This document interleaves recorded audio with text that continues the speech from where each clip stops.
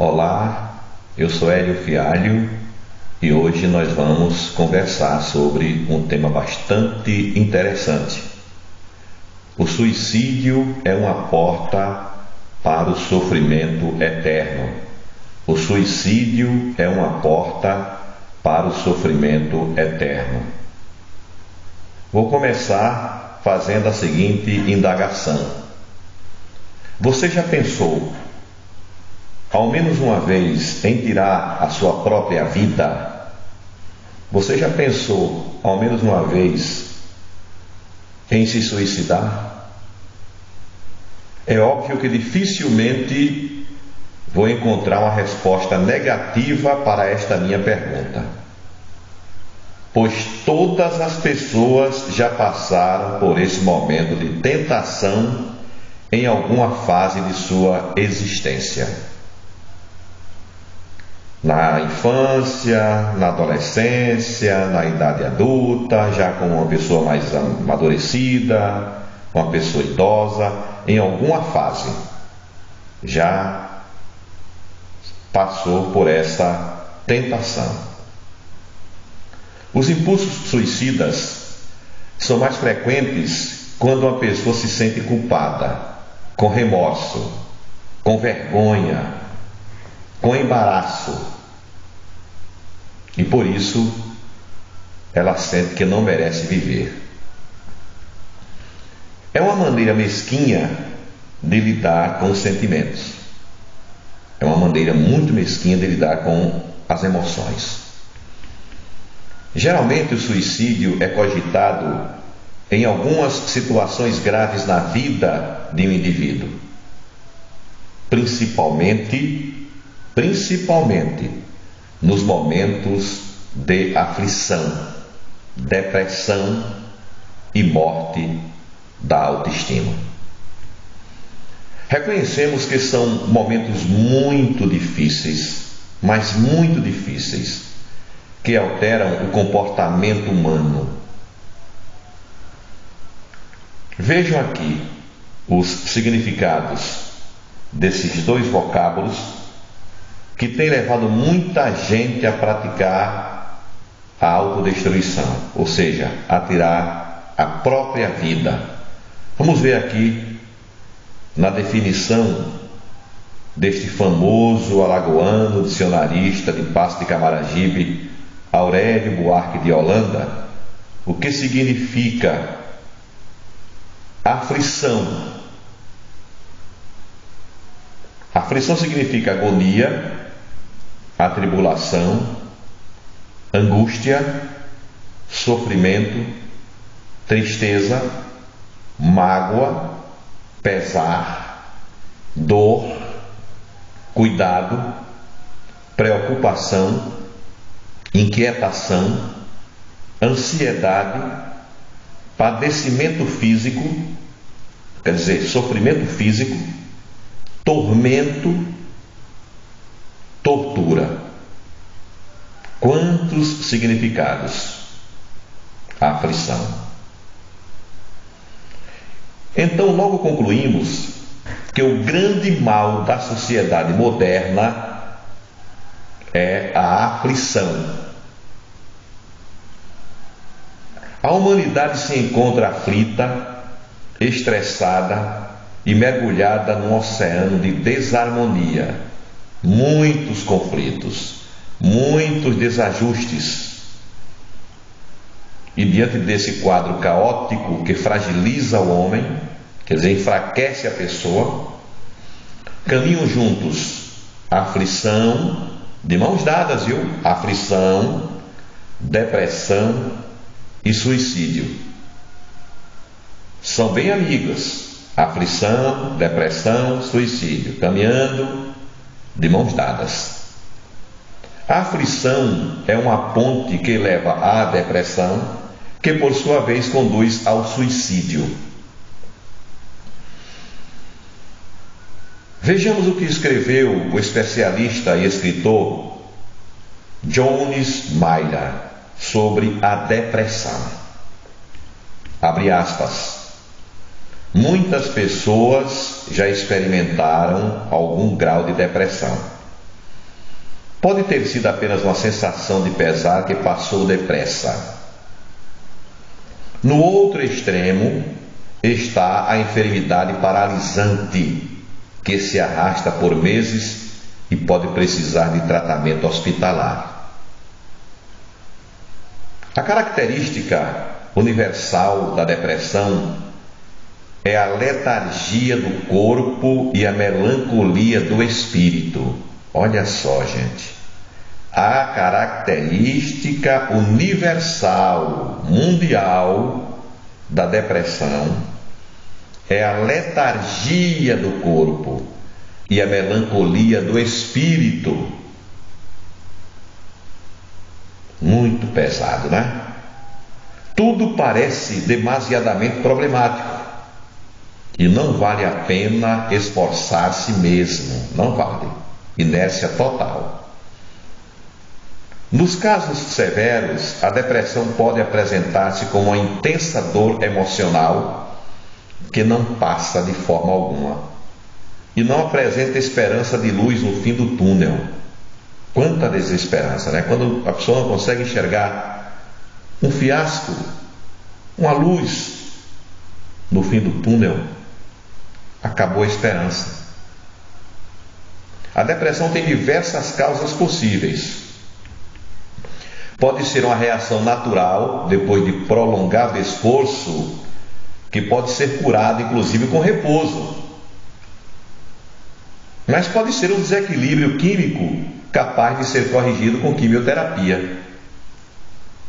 Frequentemente, é a reação normal à perda de um ente querido, um emprego, uma casa, ou alguma pessoa ou objeto muito importante que represente segurança. Às vezes, parece não ter causa identificável, não tem como identificar. Simplesmente brota lá do fundo do ser da pessoa, do âmago. E esse tipo de depressão é a mais difícil de suportar, porque parece irracional, arrasadora. A psicoterapia pode frequentemente ajudar nas perturbações emocionais que estão por baixo da superfície. A depressão é uma força muito significativa.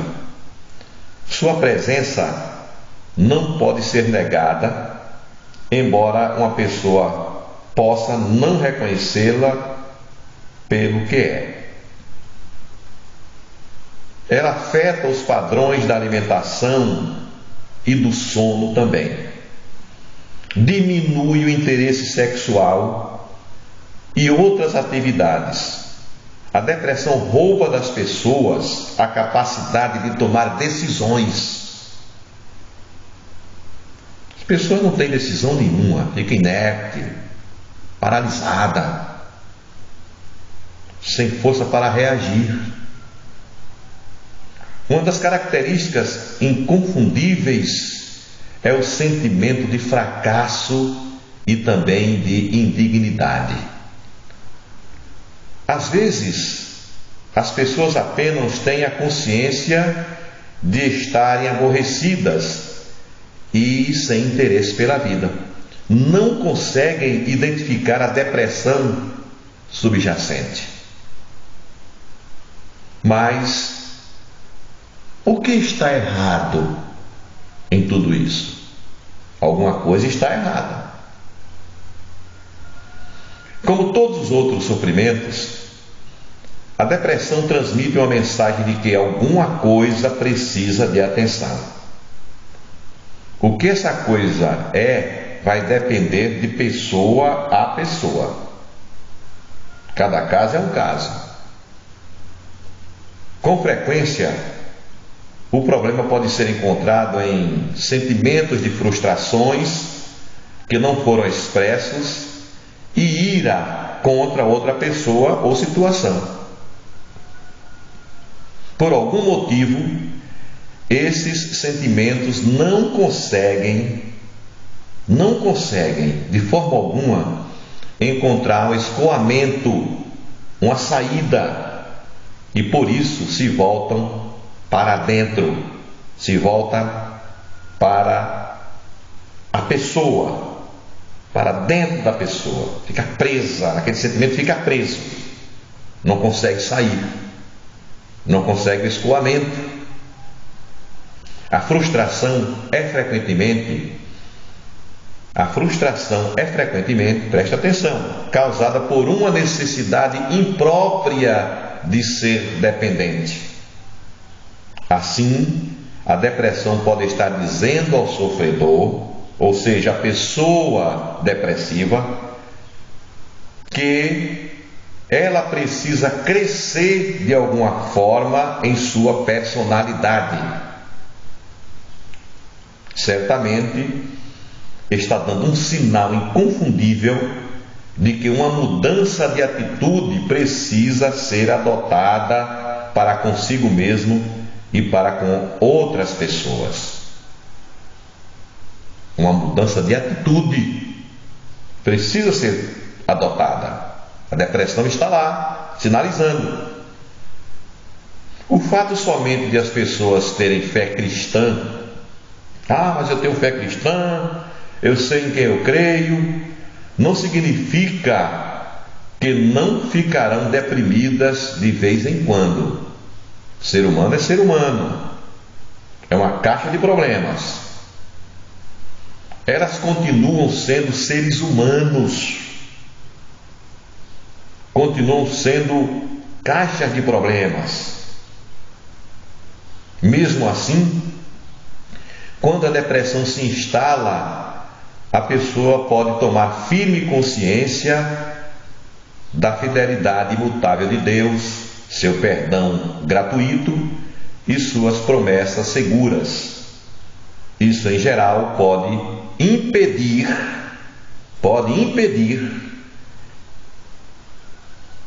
que ela descambe para uma crise mais grave.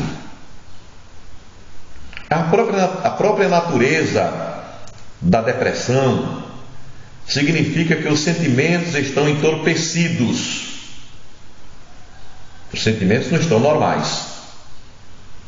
Portanto, as fontes normais de consolo do cristão, sua vida de oração e a Bíblia, talvez pareçam tornar-se sem significado, sem importância. Não existe resposta fácil para a depressão, mas é melhor prevenir do que remediar. Esse ditado é o máximo. Melhor prevenir do que remediar. A prevenção jaz em algum lugar na área de um conhecimento sempre crescente. Ela está adormecida, tanto intelectual quanto experimental, do imutável e incondicional amor de Deus. Esse conhecimento vai capacitar-nos a permanecermos firmes quando os acontecimentos externos ou os sentimentos internos forem dolorosos. Portanto, é necessário grande equilíbrio, muita força de vontade e preparo espiritual para superar a difícil fase que você está atravessando. Essa difícil fase que é arrasadora, porque muitas vezes, e a gente vê muito isso, as pessoas se preocupam muito em alimentar o corpo, mas precisam também alimentar o espírito e a alma. Não só pode alimentar o corpo, porque a alma e o espírito, o ser tricótomo, 3 partes, corpo, alma e espírito, precisam estar muito bem alimentadas para evitar que aconteçam essas coisas desagradáveis, incluindo a depressão. Tirar a própria vida para fugir de um problema não traz solução alguma. Não traz. Vou tirar minha vida, vou me suicidar para fugir de um problema. Não traz solução. O sofrimento pelo qual passamos neste mundo deve servir como degraus para o nosso crescimento interior. Nada acontece por acaso. É preciso fazer do limão a limonada. Porque nesta vida há males que contribuem para o bem. E é por isso que discordo daquele velho provérbio popular que diz: Deus dá o frio conforme o cobertor. Quantas vezes você já ouviu isso? Deus dá o frio conforme o cobertor. Eu discordo. Creio que Deus dá o cobertor conforme o frio que sentimos. Aí eu creio. Eu creio que Deus dá o cobertor conforme o frio que a gente sente. Porque Deus é Deus de providência. Ele vai lhe dar de acordo com a sua necessidade, com aquilo que você busca, com aquilo que você pede. Ele está contemplando. Sempre imaginamos ser o nosso problema o maior de todos. Meu problema não tem solução, meu problema é o maior, eu penso o problema. Agora, eu quero lhe dizer, neste exato momento em que você está ouvindo esta nossa conversa, esta nossa palestra, existem milhões de pessoas com problemas maiores que os nossos.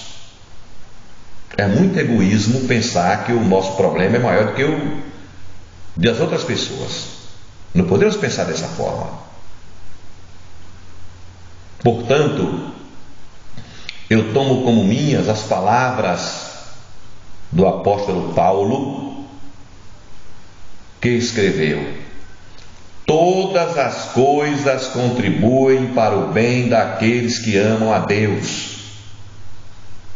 Por mais sofrimento que você esteja passando, todas as coisas contribuem para o bem daqueles que amam a Deus. Por mais alegria que você esteja sentindo, todas as coisas contribuem para o bem daqueles que amam a Deus. Quando acontece uma coisa que você não consegue encontrar uma resposta, fica revoltado, pare, porque o apóstolo Paulo escreveu, está lá na Bíblia: todas as coisas contribuem para o bem daqueles que amam a Deus. E afirmativamente, o suicídio não é um ato de coragem. Pelo contrário, é uma ação de extrema covardia e egoísmo. Porque quando o indivíduo comete um suicídio, impõe para as pessoas que o rodeiam, que o cercam, uma vida de traumas profundos, inconformismo, muito sofrimento, decepções e indagações ou interrogações são respostas, sem respostas. As pessoas ficam perguntando: por que fez isso? Por que aconteceu isso? Por que ele fez isso? Por que não me falou nada? Então, sempre fica sem respostas para essas interrogações. As pessoas que perderam aquele ente através de um suicídio. E para reforçar esta afirmativa, eu entrevistei 20 famílias pertencentes às diversas classes sociais com histórias de suicídios.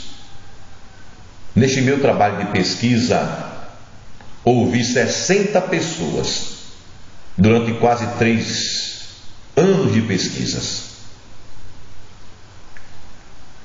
60 pessoas, 20 famílias, onde 85% dos entrevistados declararam sofrer de insônia, crises nervosas e ansiedade. Por quê? Porque perderam um ente querido através de suicídio. Os entrevistados relataram ainda que foram acometidos desses males a partir do suicídio de um de seus membros. Foi a partir do suicídio. Então a pessoa se suicidou pensando que acabaria com o problema. Morreu, perdeu a vida e deixou um problema maior para a família. Não é? Os familiares entrevistados também relataram sobre os frequentes pesadelos que os incomodam durante o sono e que geralmente envolvem o suicida. As pessoas ficam com pesadelos, né? Vendo coisas e tendo sustos, uma noite mal dormida, um sono mal dormido, onde geralmente envolve o suicida. Quer dizer, até depois de morto está perturbando. É difícil, gente. O suicídio deixa um rastro de destruição. Primeiro que a pessoa que cometeu foi autodestruído e a família fica completamente destruída. No campo espiritual, conceituamos o suicídio como uma ação diabólica, uma ação demoníaca. Já o meu professor de medicina legal, na época em que eu cursava a faculdade, o professor de medicina legal ia dar aula tal, e dizia: o indivíduo só pratica o suicídio no momento em que ele surta. Ele surtou e cometeu suicídio. Se não surtar, não comete suicídio. Mas eu prefiro dizer que são entidades malignas que se aninham, fazem um ninho na mente humana com a finalidade de levar o indivíduo à morte com as próprias mãos. Por isso que eu digo, é uma ação diabólica, uma ação de espíritos malignos, de influências negativas, de seres espirituais tenebrosos. Com a prática desta ação maléfica, o ser humano compra um passaporte para o tormento eterno. Praticou suicídio, comprou uma passagem, comprou um passaporte para o tormento eterno, para o sofrimento eterno. Pois o Divino Criador, quem é o Divino Criador? Pai, Filho e Espírito Santo. A Trindade Santa. O Divino Criador. Ele julgará culpado todo aquele que praticar tal homicídio. Quem é o Divino Criador? O Pai. Quem é o Divino Criador? O Filho. Quem é o Divino Criador? O Espírito Santo.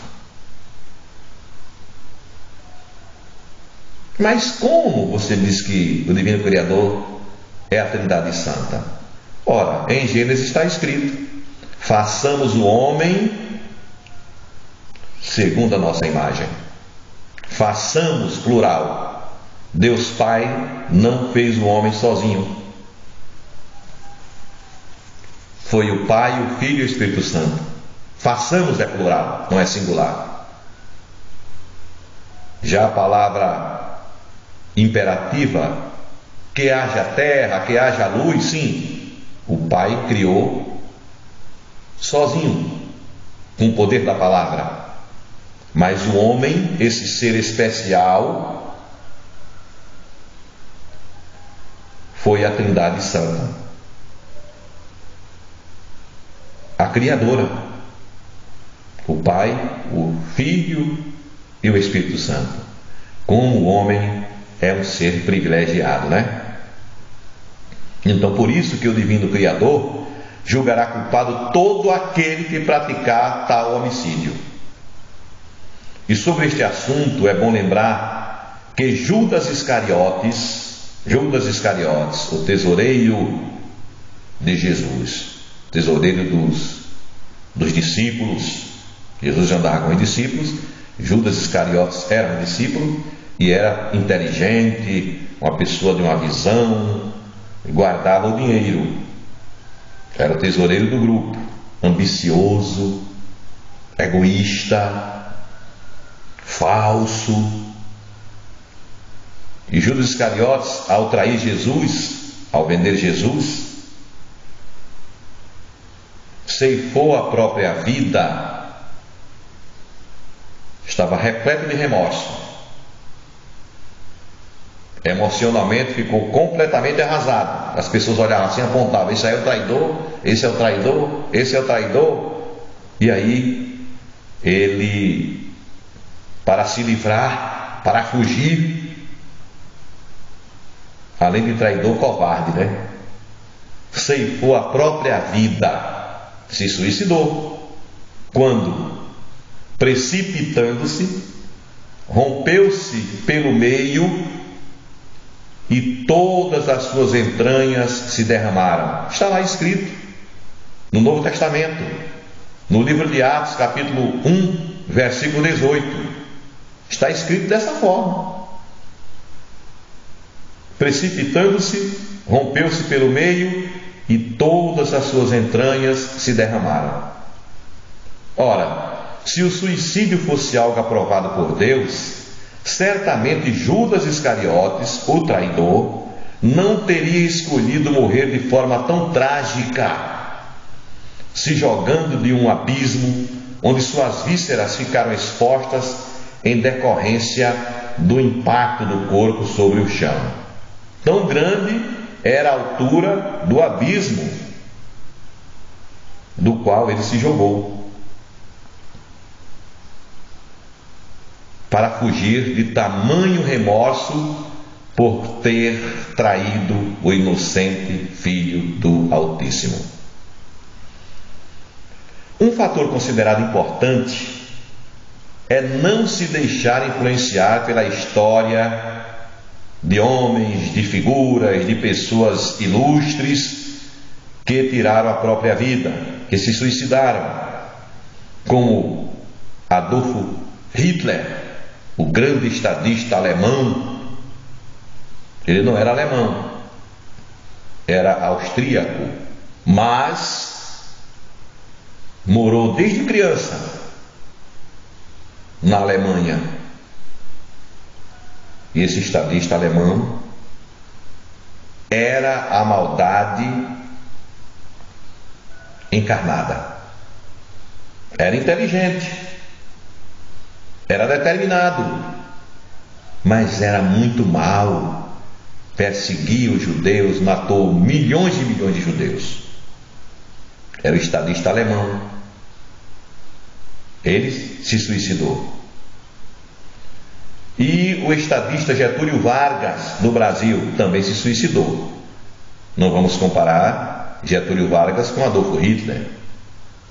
Getúlio Vargas era um estadista que começou, no mundo político como presidente, foi eleito democraticamente, depois instalou uma ditadura, mas não era a encarnação do mal. Eram estadistas, orgulhosos, ambiciosos pelo poder. Eles se suicidaram, levados pelo orgulho e por terem fracassado em seus objetivos. Os dois estadistas cometeram ímpar loucura, imaginando ser uma fuga para a derrota política. Foram derrotados, tiraram a própria vida. O orgulho, a covardia. Não existe nenhum ato de heroísmo nisso aí. Não é morrer pela pátria, é morrer pelo orgulho, pela covardia, para fugir de situações, fugir de problemas. É terrível para uma pessoa adotar o suicídio como única saída, em vez de assumir as consequências pelos erros cometidos. Inaceitável também é uma pessoa adotar o modismo dos terroristas árabes que se transformam em homem-bomba e aí explodem em nome de Alá, iludidos por doutrina utópica que promete aos pretensos mártires uma rica recompensa no paraíso. A interpretação deles não está correta. É utópica, é ilusória. Porque Deus não aprova o suicídio. Ninguém tem direito de tirar a vida de ninguém e também de tirar a própria vida. Além de ser crime, tirar a vida de uma pessoa, um homicídio, é crime também, é abominação. É uma coisa que Deus abomina, que Deus condena. Tanto é abominável no plano físico como no plano espiritual. O homem deve ter plena consciência de que Deus não estende sua misericórdia ao homem que tira a sua própria vida. Repetindo, Deus não estende sua misericórdia ao homem que tira a sua própria vida. Como assim? Porque quem tira a própria vida não tem tempo algum de pedir perdão a Deus pelos pecados cometidos.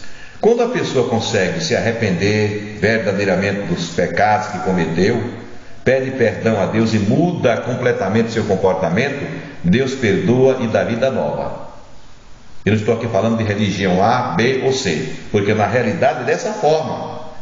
Eu estou aqui falando para quaisquer opção religiosa. Quaisquer uma delas. Estou aqui com placa de igreja. Não é isso que eu estou fazendo. A criatura humana não foi feita para destruir, mas para viver e progredir. Tirar a vida humana é um direito exclusivo de Deus. Deus a deu, Deus a tirou. Ninguém mais tem esse direito. E a ninguém mais, Deus deu o direito de tirar a vida, nem a própria, nem a de outro. E todo aquele que transgredir os mandamentos divinos pagará um alto preço pela sua desobediência. Pagará sim. A Bíblia mostra isso aí. A Bíblia católica, a Bíblia evangélica, os livros de outros segmentos religiosos, livros da doutrina kardecista, espírita, todos eles mostram que o homem que transgride a lei divina paga um preço muito alto. É de fundamental importância o homem não esquecer que o sexto mandamento, qual é o sexto mandamento? Não matarás. É uma lei que permanece em vigor neste planeta embrutecido e repleto de transgressores reincidentes. Pessoas que vivem a praticar o mal, fazem o mal, praticam o mal, repetem a maldade que fazem. O planeta está cheio dessas pessoas reincidentes, transgressoras. É um planeta muito complicado esse nosso planeta Terra. Está cheio de pessoas com maldade no coração. Portanto, meu amigo ouvinte, você que está ouvindo, ocupe seu tempo com coisas proveitosas e edificadoras, coisas que edifiquem, que façam crescer e não diminuir, que façam prosperar e não regredir. Não dê lugar aos inimigos de nossas almas. Conte para Deus os seus problemas. Busque também orientação junto a uma pessoa amiga ou alguém que esteja preparado para lhe ajudar. Uma pessoa da área comportamental, profissional, tem tudo para lhe ajudar. Tente dividir o seu peso com outra pessoa. porque se você deixar a coisa acontecer e não dividir, a panela de pressão vai fervendo, vai fervendo, vai fervendo, vai fervendo, certo? Não tem pressão para sair e de repente vai explodir. E quando explode, o estrago está feio. Saiba que mente desocupada é oficina de Satanás. Minha avó já dizia, minha bisavó também, meus pais também diziam, e você já ouviu muito isso. Mente desocupada é oficina de Satanás. Porque você está com a mente desocupada, os espíritos malignos de influência negativa começam a trabalhar, se alinhando, colocando ideias negativas, coisas ruins, e aí trabalha o dia todo, a ponto de você fazer besteira. Não esqueça que sua vida é preciosa para Deus. Não esqueça que sua vida é preciosa para você também que está ouvindo. Não esqueça que sua vida é preciosa para a sua família que Ele ama. Ah, minha família não gosta de mim. Não, gosta sim. Ama você. Você é precioso para a sua família. Você é preciosa para a sua família. Não seja covarde e egoísta. Não seja. Pare, pense. Dê uma chance a si próprio. Dê uma chance a si próprio. Numa tempestade que não passe. Não há problema que não seja resolvido. Diga não ao suicídio. Diga sim à vida. Repetindo, diga não ao suicídio, diga sim à vida. Você deve fugir das tentações, desses impulsos suicidas. Fuja. Busque ajuda. Ocupe sua mente com coisas boas. Faça sua prece, faça sua oração, faça sua reza. Clame a Deus. Busque um profissional. Desabafe, se abra com alguém. Esvazie-se de problemas. Porque o homem é uma caixa de problemas, o ser humano é uma caixa de problemas. Ele tem que esvaziar sempre. Em Romanos, capítulo 8, versículo 28, o apóstolo Paulo escreveu esta palavra maravilhosa, que nos conforta, nos consola, nos gera esperança, nos gera vida e não morte. Olha só, porque para mim tenho por certo que os sofrimentos do tempo presente não podem ser comparados com a glória a ser revelada em nós. Não foi ele o fialho, o palestrante quem escreveu. Foi o apóstolo Paulo, o homem que tinha o sopro do Espírito de Deus na vida. Porque para mim tenho por certo que os sofrimentos do tempo presente não podem ser comparados com o quê? Com a glória a ser revelada em nós. A glória de Deus. E o famoso advogado indiano, o grande líder de multidão, Mahatma Gandhi, foi um grande pai espiritual na Índia, influenciou o mundo todo. Ele falou: não ter controle sobre os sentidos é como navegar em um navio sem leme, fadado a se desmanchar em pedaços ao contato com a primeira rocha. Vamos repetir? Não ter controle sobre os sentidos é como navegar em um navio sem leme, fadado a se desmanchar em pedaços ao contato com a primeira rocha. Um navio sem leme não tem controle algum. Uma embarcação sem leme não tem controle algum. Está prestes a colidir, certo? E colidindo com a primeira rocha, vai se desmanchar. O impacto será muito grande. Então tenha cuidado. Não alimente esse espírito maligno que está colocando em sua cabeça para você tirar sua própria vida, se suicidar. A vida é bela. Contemple a natureza, o canto dos pássaros, as vozes dos animais. Contemple as pessoas, as árvores. Contemple o céu, o universo, as estrelas, os astros, os rios, os mares.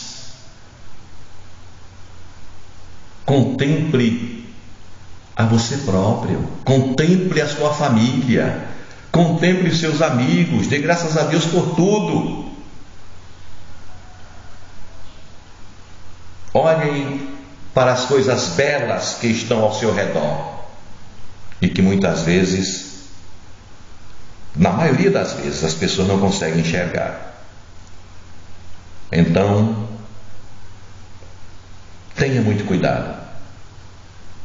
Não dê o seu lugar às coisas malignas. Que você possa, a partir desta minha palestra, ter sido alimentado espiritualmente, ter sido afagado com estas palavras. Que Deus lhe abençoe e lhe guarde. Paz, luz, contentamento.